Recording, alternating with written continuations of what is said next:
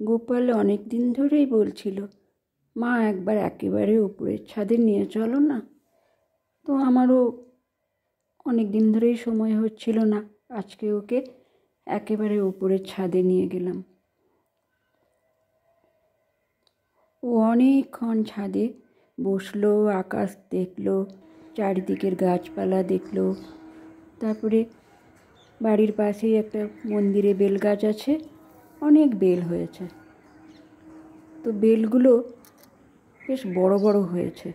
চারদিকটা আগে ভালো করে দেখালাম, তারপরে বেল দেখালাম। বেলগুলো এত বড় বড়, এত সুন্দর গাছে লাগছে না, কি বলবো। গোপালও ভারী খুশি বেল দেখে।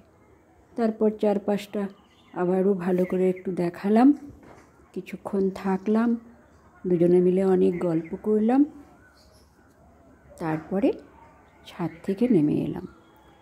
খুব মজা পেয়েছে আজকে। একেবারে উপরের ছাদ থেকে আকাশ বাতাস চারিদিকের সবুজ দেখে খুব মজা পেয়েছে। খুব হ্যাপি আজকে গোপাল।